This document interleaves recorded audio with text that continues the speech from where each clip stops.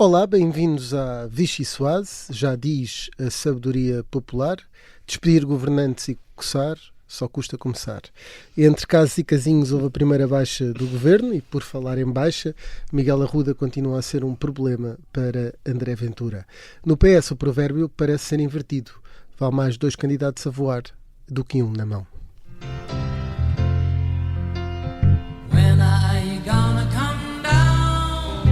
É uma decisão que é uma decisão do próprio, como sabe, do próprio do chefe do governo. Enquanto líder da oposição vincava tanto esta dimensão de se afastarem pesos políticos negativos, há aqui uma realidade que pode facilitar.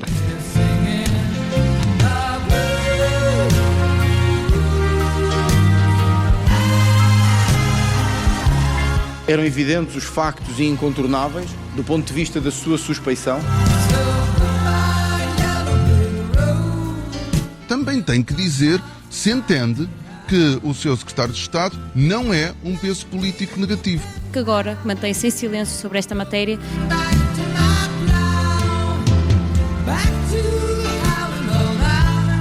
Mostra também como temos um primeiro-ministro fraco. A dúvida é legítima.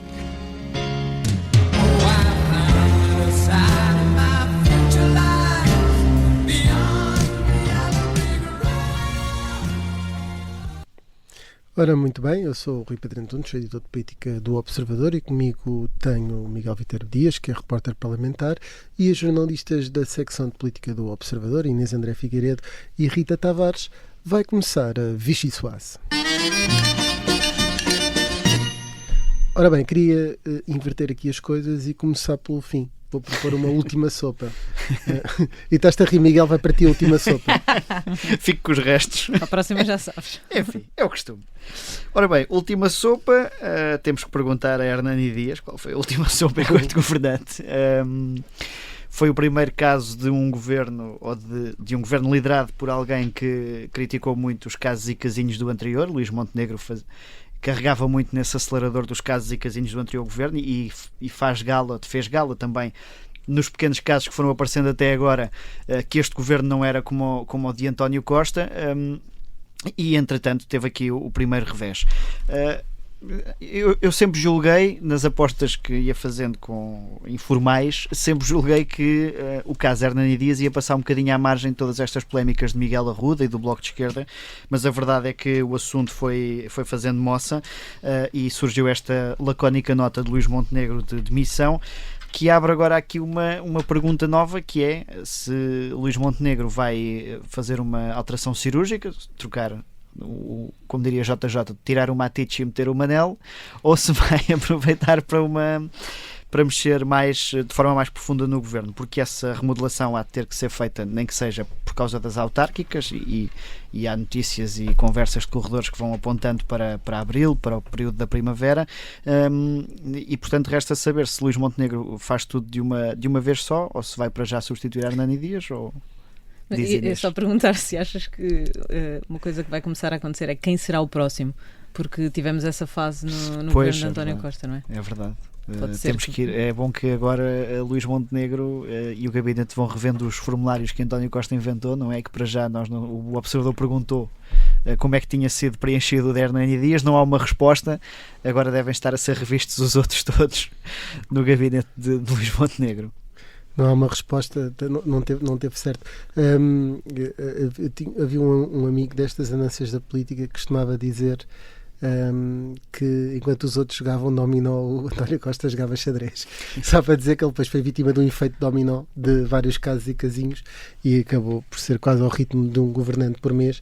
E o Luís Montenegro tem a postura contrária, que é aguentar ao máximo, até porque num governo que não é maioritário, e mesmo quando é, já vimos que a saída de governantes afeta bastante a estabilidade e vai debilitando o governo, e portanto a postura de Luís Montenegro foi sempre a mesma, aguentar estoicamente e não ir logo para a demissão. Bom, António Costa também tentou isso algumas vezes. Não, tentou nos governos minoritários fez isso e conseguiu, apesar de ser ultra atacado, manteve a solidez do governo. Quando tinha maioria, afastou... Já tinha esse desgaste todo. Já tinha, verdade. Havia um desgaste antes, mas daí foi tentando cortar o mal pela raiz. E quando chegou à altura já parecia que o governo estava completamente um pântano, porque aconteceu parecido na altura com Guterres. Mas depois destes meses todos e do facto de Luís Montenegro ter isso quase como uma bandeira que levava o nosso governo, não tem demissões como o de António Costa tinha, parece que a primeira vez ainda custa mais, porque, quer dizer, a partir de agora parece que, não digo que se normalizem estes casos, obviamente, mas tornou-se quase a norma no governo anterior. Tivemos secretários de Estado que duraram um dia, menos de um dia. Portanto, mas há uma coisa que nós podemos ter quase certa, é que isto começa assim e daqui a uns meses, não sei, provavelmente vamos estar a dizer, lembram-se de Hernani Dias, que saiu por causa de um simples conflito de um alegado conflito de interesses. Também resta lembrar que António Costa teve vários casos graves, saiu como saiu, aliás, e a primeira demissão foi, uma das primeiras, não sei se foi a primeira, foi de João Soares, porque tinha ameaçado com soltar as bufetadas. Soltar as bufetadas, era essa a expressão. Obrigada, Miguel. E há outra coisa que é, remodelar nem sempre é um peso. Às vezes um peso é ter lá certos ministros e secretários de Estado, não é? Quer dizer, o remodelar às vezes é uma saída airosa. E às vezes também há aquela tese de que manter esses pesos no governo até acaba por ser um para-raios e enquanto levam eles não leva ao primeiro-ministro. Exatamente. Também é uma boa perspectiva. Eu, na última sopa, também foi a última, também continua a prolongar-se aqui uma última sopa ad eterno, e falávamos nisso na introdução do programa, que é precisamente Miguel Arruda, continua a ser um problema. Não sei, Inês, queres revelar as tuas fontes depois de outros jornalistas. André Ventura queria dizer quem é que foram os deputados que andaram a dizer que de facto já tinham visto malas no Parlamento. Olha, a minha última sopa será esse tema de Miguel Arruda. Na verdade, mais um capítulo desta história que muito dificilmente será o último, porque ainda há muita coisa aqui por ser conhecida. Mas uma das pontas soltas que existia era a questão das malas no Parlamento, porque de facto muitas fontes, deputados e não só, e também de outros partidos já agora, foram dizendo que Miguel Arruda foi visto várias vezes com malas na Assembleia da República nos últimos meses, pelo menos mais do que era habitual, porque como sabemos os deputados viajam bastante, e Miguel Arruda até passava despercebido exatamente por isso, e porque dizia que ia para os Açores ou vinha dos Açores, era algo perfeitamente normal, mas de facto no fim deste escândalo rebentar, começou-se um bocadinho a fazer uma retrospectiva e a pensar que de facto se calhar não era assim tão normal um deputado com malas, tantas malas no gabinete como vimos naquela foto. Mas esta era a grande questão, e no fim de tudo o que aconteceu, e no fim de uma semana em que tudo aconteceu muito rapidamente, desde as buscas ao facto de Miguel Arruda ter dito que ia ficar como não inscrito, e depois o próprio André Ventura ter vindo pedir encarecidamente para que ele renunciasse ao mandato, para que o Chega não ficasse envolvido em tudo isto.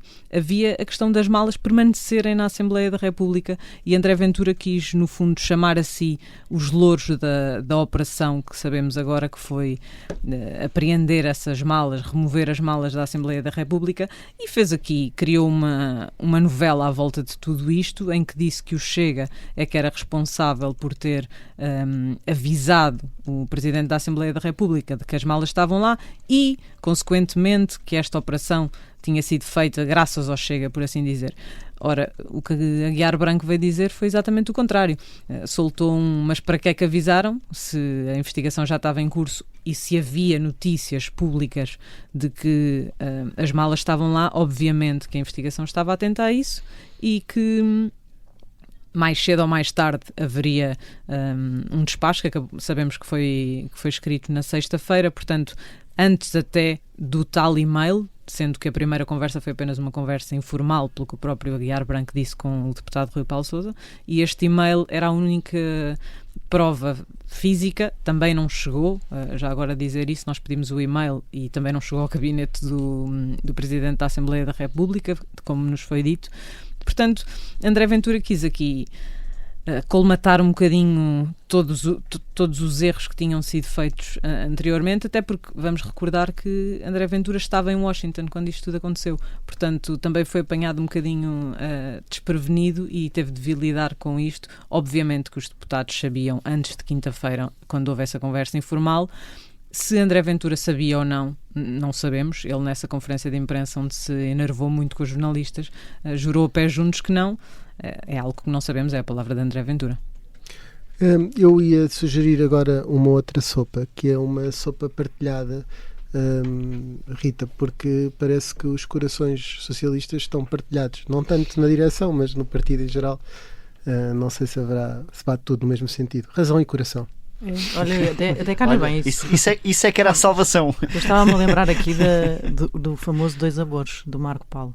Parece a música, não é? Mas com uma versão, eu tenho 2 candidatos. Uma vez o Paulo Rangel disse que António Costa estava em estilo Marco Paulo, tinha 2 amores que nada eram iguais, uns eram socialistas, os outros eram liberais, porque ele na altura estava a se encontrar com o Emmanuel Macron, que na verdade tinha ido pela vertente liberal. Bom, mas aqui eu tenho 2 candidatos que em nada são iguais, e não são iguais, mas para Pedro Nuno, ao contrário de Marco Paulo, ele já tem a certeza de qual é que deles os 2 gosta mais.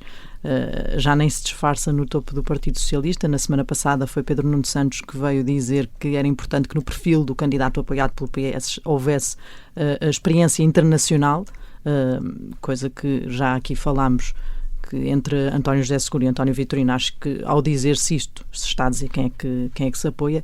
E esta semana Carlos César, o presidente do partido, veio também traçar a experiência de um, a experiência do outro, como se os pusesse em pratos de balança, e ficou claro qual é que é o peso mais pesado. Agora, ficar a depender de alguém que é conhecido por ser a Dona Constança, que nem sempre quer aparecer em festanças, é muito arriscado. E sobretudo quando a alternativa que resta pode bem ser António José Seguro e Augusto Santos Silva, porque Augusto Santos Silva já disse que só avançará se António Vitorino não avançar, o que se pressupõe que se avançar só António José Seguro, então aí teremos Augusto Santos Silva, e vai ser um problema, porque não sei se tem esse efeito aglutinador que António José Seguro teve entre os costistas e os pedronunistas no PS. Até se comentava esta semana no partido isso mesmo, que nada como aparecer António José Seguro para unir contra essa candidatura, na aversão ao apoio do PS a uma candidatura de António José Seguro, essas 2 alas mais recentemente desavindas do partido, e com Augusto Santos Silva talvez esse efeito não seja o mesmo, tendo em conta as muitas arestas, muito mais arestas que o ex-ministro tem, nomeadamente em Pedro Nuno Santos, que com ele se pegou várias vezes dentro do partido, até por questões ideológicas. Então isso se ultrapassa, e Pedro Nuno quase podíamos fazer um preferias, não é? Preferia Augusto Santos Silva ou António José Seguro. Acho que Pedro Nuno Santos vai ter aí um problema, porque está tudo muito periclitante. Se o topo do PS quer muito uma coisa, e essa coisa é a candidatura de António Vitorino, não há certezas, e é difícil ter essa certeza, não é? Porque é uma figura que nunca deu esse chão ao Partido Socialista até agora. Portanto, vamos ver se é desta ou se estão a depositar esperanças. E continua muito, ou seja, aquela tese que há sempre de que as presidenciais é uma candidatura que vem da pessoa, não é? Que é da vontade pessoal de cada um. Pessoa, aqui vem da vontade do coletivo para impor à pessoa. Sim, porque é verdade que António Vitorino, nós noticiámos isso esta semana, escrevemos um texto sobre isto esta semana, dos muitos contactos que estão a existir para pressionar António Vitorino para avançar, e aliás o presidente do partido veio convocar já uma Comissão Nacional para falar de presidenciais para o dia 8 de fevereiro, quando Pedro Nuno Santos, aqui há bem pouco tempo, dizia: há tempo, isto é o tempo de cada um se pronunciar. Agora, afinal, já é o tempo de cada um se pronunciar, e rapidamente. Esperemos que até lá haja candidatos para o PS poder escolher, não é? Ou não, e aí o PS fica toda uma manhã a debater no éter. Tu disseste toda a Constança, eu por menos pensei que pudesse ser o Constanza, porque com alguma parecença até física com Jorge Constanza. Exato, do António Vitorino, que também tem um grande sentido de humor, pelo menos tem mostrado esse sentido de humor. Mas também ia-te perguntar, Rita, que relativamente, por exemplo, qual é a posição dos costistas nesta matéria, como tu dizias, não é? Parece que houve aqui uma cola entre costistas e pedronunistas. Porque há esta aversão comum, não é? Uhum. Há um apoio a António José Seguro, que foi aquele líder do Partido Socialista que foi apeado por António Costa em 2014, e que juntou essas... na altura ainda não havia pedronunistas, não é? Nem havia bem costistas, havia ali pessoas que não queriam aquela direção e que se juntaram com esse objetivo de poder afastar António José Seguro. Conseguiram, e agora vêm-no regressar 10 anos depois e no risco de poder ser a única alternativa que têm no campo ou na área socialista para apoiar. Não sei se Pedro Nuno Santos saberá mais sobre isto do que aquilo que circula, é provável que sim, e só nessa condição é que se imagina que possa avançar-se com tanta segurança para uma Comissão Nacional do dia 8 de Fevereiro. Se não houver essa segurança, então cá estaremos para ver como é que será a Comissão Nacional, que há de ser bem interessante.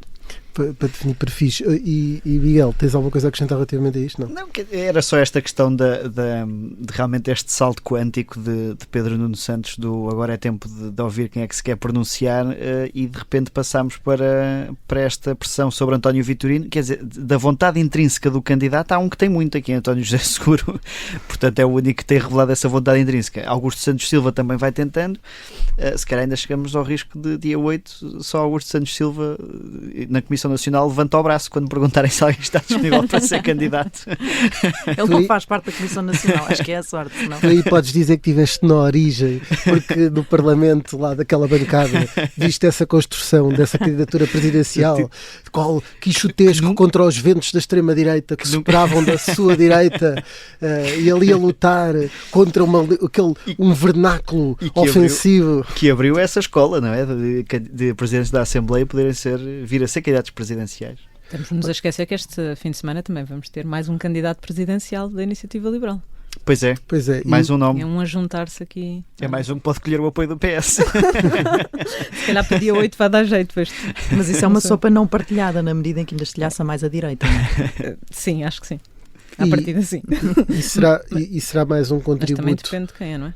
Para candidatos com apelidos zoológicos, depois de Ricardo Leão, que vai voltar a ser em Louros, Alexandra Leitão em Lisboa, poderá ser eventualmente Mariana Leitão, a candidata presidencial. Há aqui uma grande panóplia de nomes possíveis para a Iniciativa Liberal. Para terminar, Inês, dou-te 30 segundos para que lance a convenção da Iniciativa Liberal. Só para fazer uma piada básica que é, no PS já se viu que o critério é o primeiro nome tem que ser António, não é? A partir daí que é Rui. Abre-se uma... Vai ganhar o Rui, não é? Independentemente. Olha, está tudo certo, 100%. Podemos mandar um push a dizer última hora venceu um Rui, é o próximo presidente da Iniciativa Liberal. Deixa-me dizer-te, quando Marcos Mendes enfrentou Luís Filipe Menezes, o Expresso, como saiu na véspera, o título do artigo era Ganhou Luís. Podemos imitar e sim, fazer isso. Podemos antecipar aqui quem ganhou o Rui. Também podemos dizer que o PS vai apoiar António. Sim, exatamente. Em muito poucos segundos, sim, a Iniciativa Liberal tem convenção eletiva este fim de semana, tem um nome da oposição que no fundo é a segunda escolha da oposição interna, que é Rui Malheiro, que sucedeu na liderança do Unidos pelo Liberalismo a Tiago Maia Gonçalves, depois de se ter demitido da presidência da Junta de Freguesia.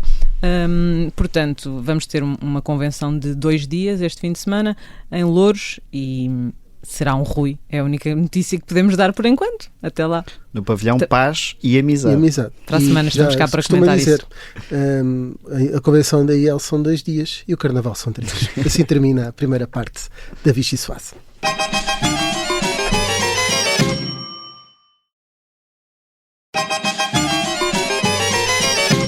Ora, bem-vindos à segunda parte da Vichy Soase. Connosco temos um fundador do Partido Chega, que também é vereador, agora independente, embora eleito nas listas do Chega em Sintra, e foi durante muito tempo visto como o número 2 do Partido Chega, embora tenha saído em ruptura com André Ventura. Bem-vindo, Nuno Afonso. Muito obrigado. Já vamos falar um pouco sobre o livro que vai lançar. Vou-lhe perguntar depois, mais tarde, qual é que é a grande revelação que tem aí. Mas, em primeiro lugar, queria-lhe perguntar, uma vez que o Chega esteve nas notícias pelas piores razões nas últimas semanas, se André Ventura geriu bem este caso de Miguel Arruda. Boa tarde, mais uma vez, obrigado pelo convite. Eu já tive a oportunidade de dizer isto publicamente. Eu acho que ele geriu este caso do deputado Miguel Arruda da única maneira que ele podia gerir.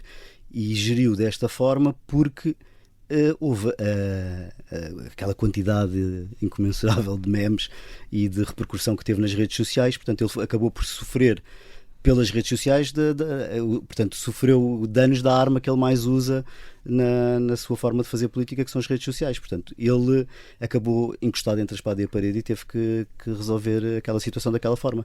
Eu tive a oportunidade de dar vários exemplos de situações tão ou mais graves do que estas que aconteceu agora com o deputado Miguel Arruda, em que ele simplesmente fingiu que não sabia de nada. Eu tive a oportunidade de expor isso e eu acho que o que é importante é que as pessoas percebam isto.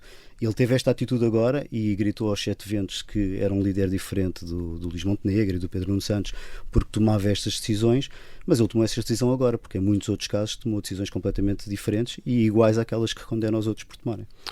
E o que é que ele podia ter feito diferente? Na verdade, neste caso, ele não tem culpa do que fez Miguel Arruda. Exatamente, como eu disse, neste caso eu acho que ele teve a atitude que tinha que tomar. E fala aí noutros casos em que ele não teve esse mesmo cuidado. Há outras situações que ainda hoje são camufladas pelo presidente do Chega, dentro do partido. Há inúmeras, eu falo sobre isso no meu livro, mas há inúmeras, até aquelas que eu expus no vídeo que fiz e que depois um canal de televisão aproveitou para passar. Temos casos do líder parlamentar que foram tornados públicos, tem o caso do assistente pessoal dele e aquelas conversas ordinárias com uma menor de idade. Depois o André Ventura, que me contou dias antes, tinha-me contado o que é que se tinha passado e até pediu a minha opinião e o que é que eu achava que ele devia fazer naquele caso, e eu disse-lhe, e ele depois na televisão 2 dias depois ao jornalista Pedro Coelho acabou por dizer que não sabia de nada. Portanto, há muitos casos que se passaram, alguns deles com grande gravidade, em que ele optou por camuflar e por dizer que não sabia, que não estava lá e que não viu. Apesar do pedido de André Ventura, Miguel Arruda passou de deputado não inscrito. Essa decisão, depois de um caso desta gravidade, pode ser vista como um alívio ou vai continuar a ser um fardo que o Chega tem que continuar a carregar? Do ponto de vista do Chega, claro. Eu acho que vai continuar sempre a ser um fardo, não é? Ainda por cima ter aquela pessoa sentada ali ao lado deles vai sempre lembrar que foi uma escolha do André Ventura e que fez parte daquele grupo parlamentar. Ainda por cima, com todas as outras conotações que existem em relação ao Miguel Arruda. Eu vi hoje um áudio que me enviaram, um vídeo, aliás, de uma página satírica, que eles telefonam mesmo para o Miguel Arruda. Eu tenho tudo para acreditar que era mesmo ele, o deputado, e era a voz dele, em que ele afirma categoricamente que é do Mário, portanto, referindo-se ao Mário Machado. E isto é preocupante, saber que isto se passa dentro de um partido como o Chega. Mas ao longo do tempo, Miguel Arruda foi publicando várias coisas nas redes sociais, várias publicações, onde não escondia isso. O partido devia ter atuado de forma diferente? Devia, se calhar, ter retirado a confiança política antes até disto, não tendo nada a ver com este caso? Eu creio que não precisava de ser tão drástico a retirada da confiança política.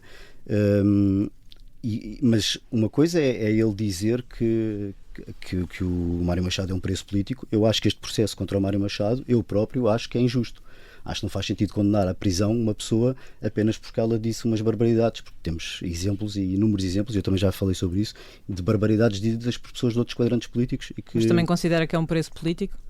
Não considero um preço político. Eu acho que num país democrático já não existem propriamente os preços políticos. Agora, que há muita pressão política para que ele tenha sido condenado, não tenho dúvidas sobre isso. Agora, o que eu estava a dizer, eu acho que é muito diferente o Miguel Arruda dizer que este é um preço político ou até tentar defendê-lo, é completamente diferente do que dizer que pertence a ele. E se eu acho que deve haver, mesmo dentro dos partidos políticos, alguma isenção de pensamento e que as pessoas tenham alguma liberdade de pensamento, mesmo dentro de um partido político, nós sabemos que há ideologias e que há linhas que se têm que seguir, mas não podem estar completamente presos, seja uma pessoa de fora do partido, seja mesmo ao próprio líder, ou seja, grupos económicos. Esteve lá no Parlamento, até André Ventura fez saber que na altura tinha um salário principesco, o Nuno Afonso, bastante elevado. Porquê é que o Chega acha que o Chega demorou 2 dias a dizer informalmente que tinha as malas no gabinete, tendo em conta todo o processo e todo o escândalo mediático que estava a acontecer? Não sei, sinceramente, isso... O deputado que lá estava, que partilhava o gabinete com ele, provavelmente deve ter reparado naquele aparato todo. Não é? Eu li em qualquer lado que ele até tinha vergonha de levar lá pessoas por causa do aparato das malas que lá estavam. O que eu acho é que, mais uma vez, aí o André Ventura foi inteligente e tentou passar a ideia de que o Chega é que estava a tentar liderar o processo, como se fosse o Ministério Público, quando a verdade não é essa, e aliás, creio que até foi o Observador que falou sobre isso. O pedido de imunidade, de levantamento de imunidade, não é o partido que tem que fazer, nem o próprio deputado, não é? Determinado tipo de crimes A imunidade é pedida pelo Ministério Público e aquela busca, afinal, também não foi uma busca e foi algo que já estava previsto pelo Ministério Público, já tinha sido solicitado antes. O próprio Presidente da Assembleia da República disse isso. Portanto, o André Ventura tentou também aí ganhar algum elan ao fazer-se passar por justiceiro e por ser ele a fazer o trabalho da polícia. Há pouco falava que enumerou numa entrevista vários casos dentro das fileiras do Chega. Tem conhecimento de mais algum caso de um deputado que possa acabar mal para o partido? Este ano provavelmente vai sair a condenação ou não da deputada Cristina Rodrigues, do caso que ela teve com o PAN. Portanto, é mais uma deputada que vai ter um problema com a justiça, em princípio. Pelo que eu li do processo, é provável que ela acabe condenada, mesmo que seja uma pena suspensa. Temos o caso do deputado João Tili, que saiu hoje uma notícia sobre o facto de ele ter pago para não ir a tribunal a militante número 3 do partido, Fernanda Marques Lopes. A quem chamou de baleia? Chamou de baleia, entre outras coisas. Eu posso dizer aqui em primeira mão que eu também tinha um processo contra ele, exatamente pelo mesmo posto, porque ele também me ofende a mim, inclusivamente alega que eu recebi centenas de milhares de euros do partido, quando eu era a única pessoa que estava ali no partido que não recebia dinheiro do partido. Eu era pago pela Assembleia da República e não pelo partido. E eu processei também, e inacreditavelmente, eu tenho esse documento e quando puder ponho cá fora para toda a gente ver, o Ministério Público disse que como ele era deputado não fazia sentido estar a processá-lo. E eu depois também não avancei com o processo, a Fernanda Marques Lopes avançou e ele, para evitar ir a julgamento, aceitou pagar uma verba. Só para terminar aqui este ponto, quando chegou a ser coordenador autárquico do Chega e também teve de fazer escolhas e houve muitas decisões que não correram bem, o Chega teve de lidar com vereadores, autarcas a sair, até tornarem-se independentes, também assume culpas nesses casos? Eu assumo responsabilidade e falo sobre isto no livro, sobre escolhas que possam ter sido menos boas. Isso fez parte da estratégia e foi um risco assumido. Eu podia ter feito uma estratégia, ou podíamos ter alinhado uma estratégia, e nisto o André Ventura confiou em mim. Podíamos ter feito uma estratégia semelhante à do Iniciativa Liberal, que era escolher pessoas boas e concorrer a 50 ou 60 câmaras municipais, das 308. A nossa e sobretudo minha, eu assumo isso, a estratégia foi ir ao máximo de câmaras possíveis, porque o André Ventura tinha sido candidato à presidência da República, havia pessoas que votavam no Chega. Se essas pessoas nas eleições autárquicas não tivessem o Chega no boletim de voto, provavelmente iam divergir o seu voto e era um voto que se calhar no futuro seria perdido. Então a minha estratégia era conseguir ir ao máximo de câmaras municipais possíveis, sabendo eu de antemão que provavelmente íamos ter candidatos que fizessem figura como alguns fizeram, não é? A verdade é que também não foram só os candidatos do Chega a fazer essas figuras, houve candidatos tão maus noutros partidos, tão maus ou piores noutros partidos, que não tiveram foi a divulgação que os do Chega tiveram. Mas a verdade é que sim, houve maus candidatos. Agora, quando me perguntam se eu tenho responsabilidade pelas saídas dos autarcas posterior às eleições, não tenho. Porque o André Ventura prometeu-me em Coimbra, portanto uns bons meses antes, que no dia a seguir às eleições seria criada uma entidade dentro do partido, que seria a Comissão Autárquica Permanente, se não me engano, acho que era este o nome, eu no livro falo sobre isto, e que essa entidade iria coordenar o trabalho dos autarcas em todo o país. Eu já tinha as pessoas para fazerem parte desse grupo.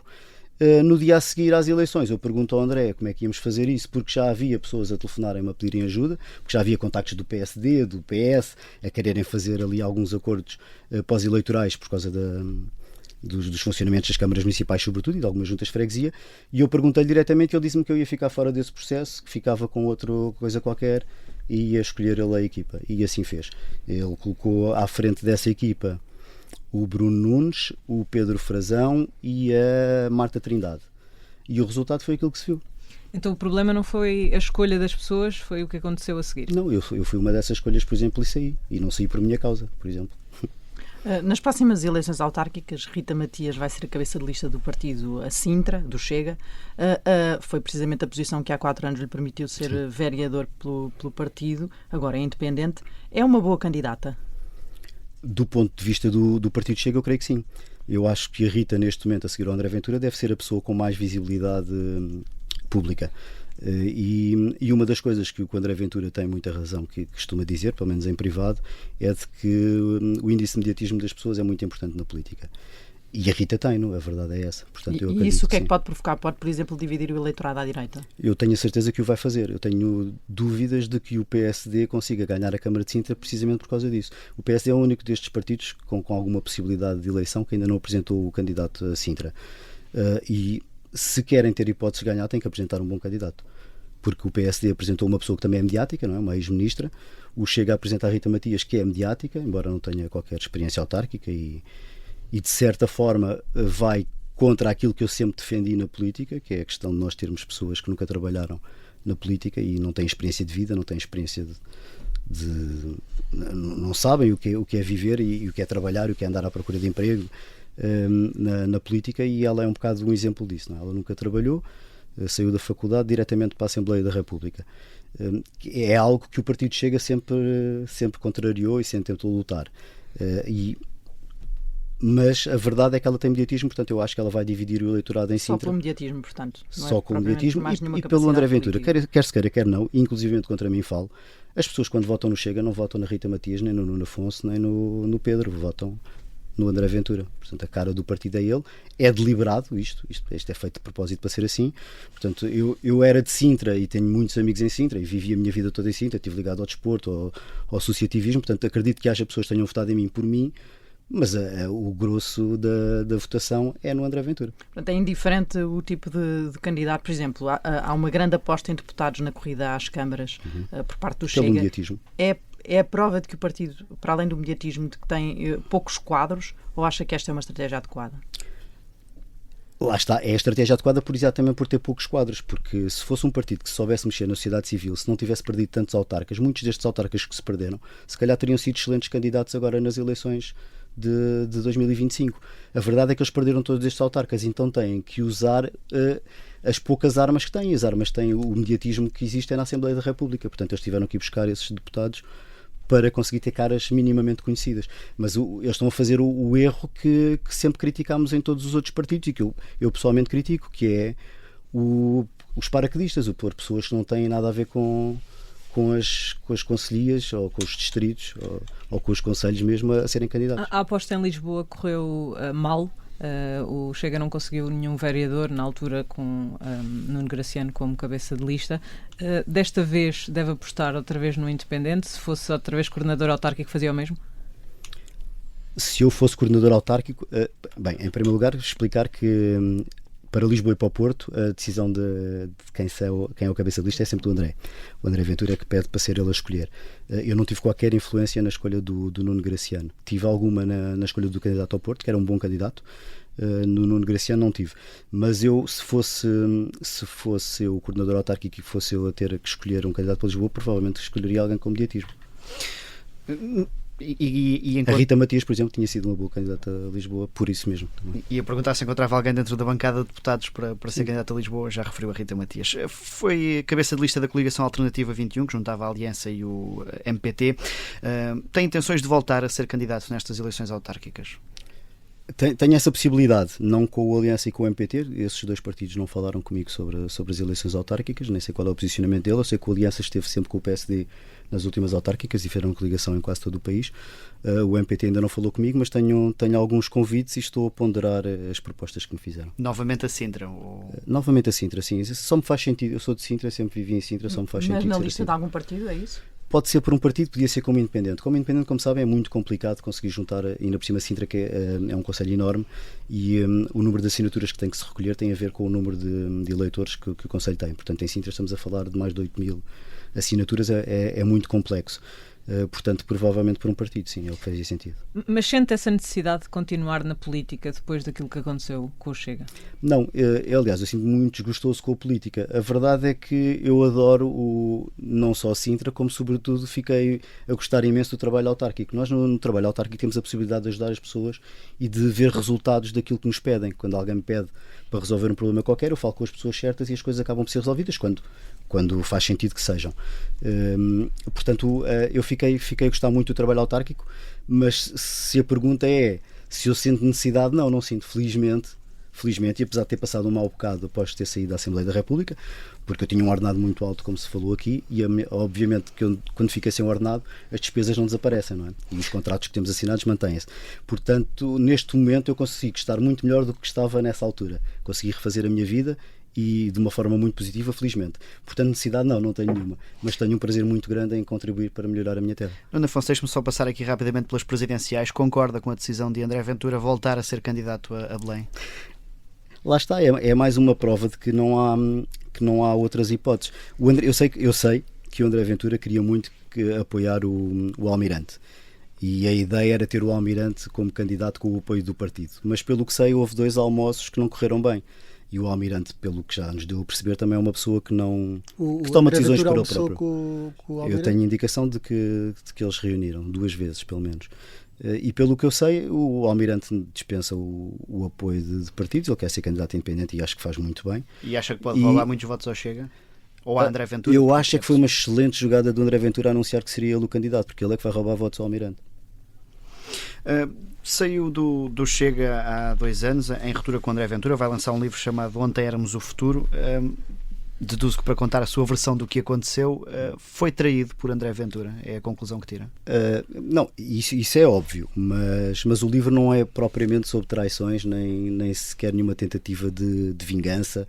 É uma tentativa de, como diz a sinopse, que foi escrita pela Joana Amaral Dias, de produzir um documento histórico que explica aquilo que se passou, porque eu já vi vários livros, inclusive um livro escrito por um deputado que nem sequer estava no partido na altura do início do mesmo, com muitas inverdades e com coisas que não fazem sequer sentido.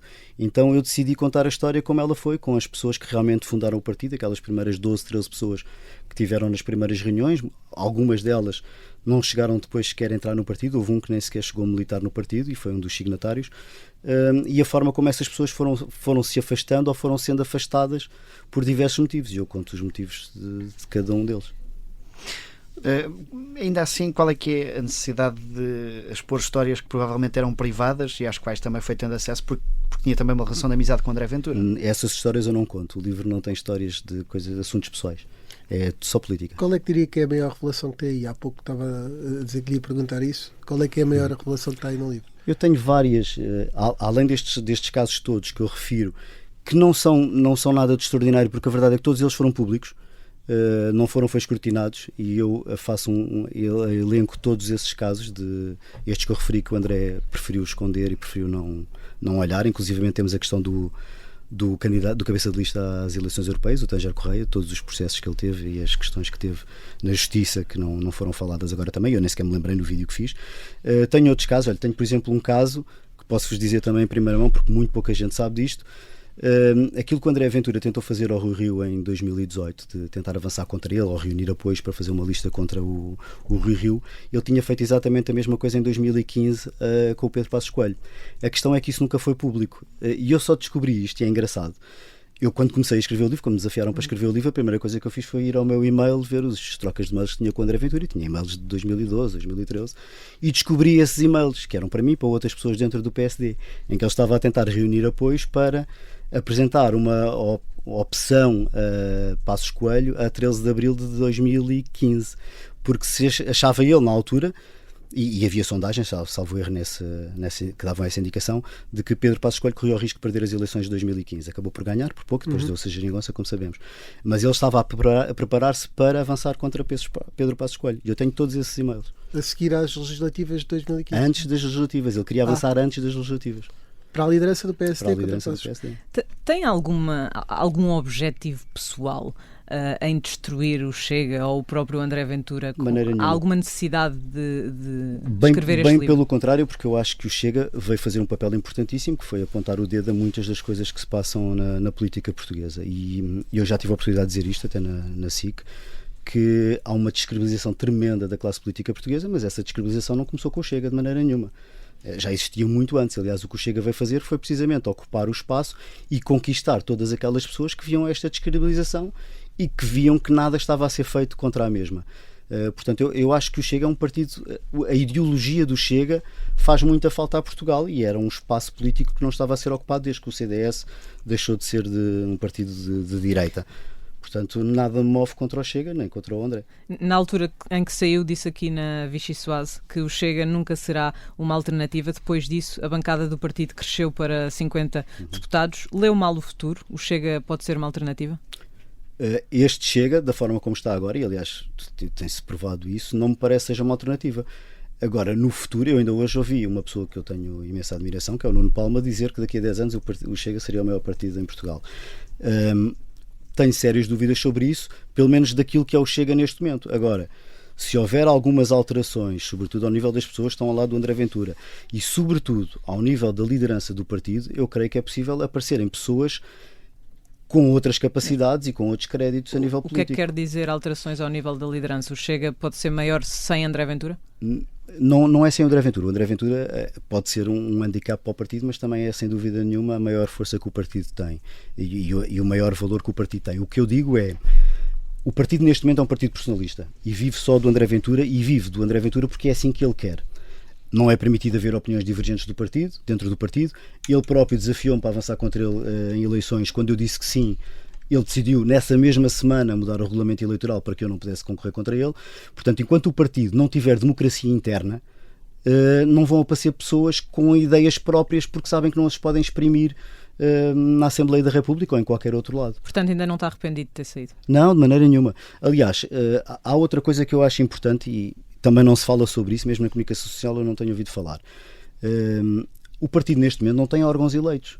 O Tribunal Constitucional deitou tudo abaixo. Não há órgãos legitimados dentro do partido. O André Ventura é presidente do partido desde 2019, mas em 2019 foi a única convenção que foi aceita pelo Tribunal Constitucional e os únicos estatutos foram aprovados.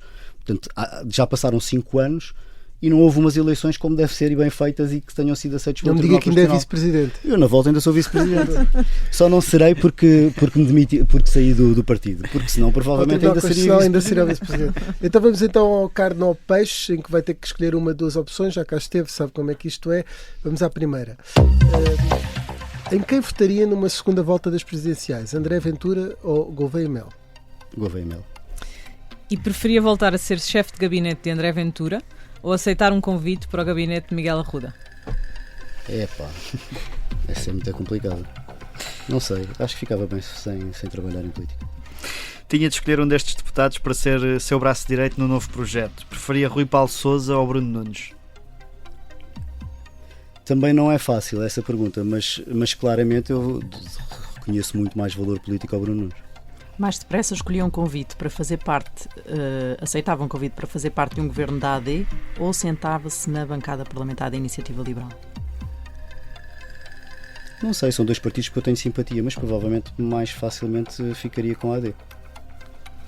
Muito bem, vamos agora avançar para a sobremesa, que é a música que nos trouxe, e já agora o porquê dessa escolha. Olha, foi uma escolha complicada, não tive muito tempo para fazer. Eu escolhi uma banda em vez de um cantor.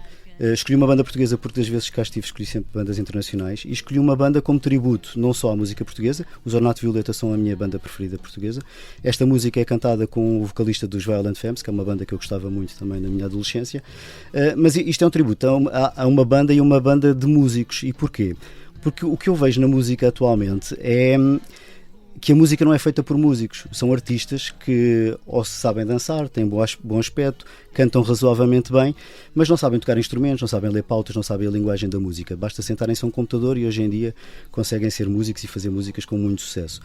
Portanto, isto acaba por ser um elogio às bandas, com músicos que sabem de facto tocar, e à própria música, porque eu acho que a música, e espero que ninguém me leve a mal, está a estupidificar um bocadinho a sociedade. E nós temos músicos, homens, que tratam e cantam as mulheres como objetos sexuais, e vemos mulheres músicas que tratam as mulheres, que se tratam elas próprias ou se apresentam como objetos sexuais e tratam as outras mulheres como objetos sexuais, desde, sei lá, Cardi B's e aqueles cantores de funk brasileiros que agora não me lembro do nome, Pedro Sampaio e essas coisas todas. Eu acho isso terrível, e sobretudo acho terrível porque, pelos conhecimentos que eu tenho uma filha pequena, nos infantários e nas creches essas músicas põem os miúdos a dançar e isso assusta-me um bocadinho. Muito bem. Nuno Afonso, creio que essa música que escolheu, o Capitão Romance, é de um álbum que se chama O Monstro Precisa de Amigos. Creio que não seja André Ventura, esse monstro precisa de amigos. Seu amigo já não é, creio eu. Obrigado por ter vindo à Vichy Soase, que regressa como sempre na próxima quinta-feira.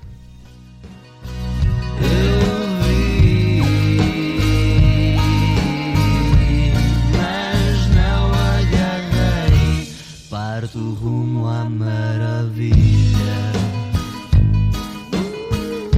rumo à dor que houver para vir. Se eu encontrar uma ilha, paro para sentido a viagem, pra sentir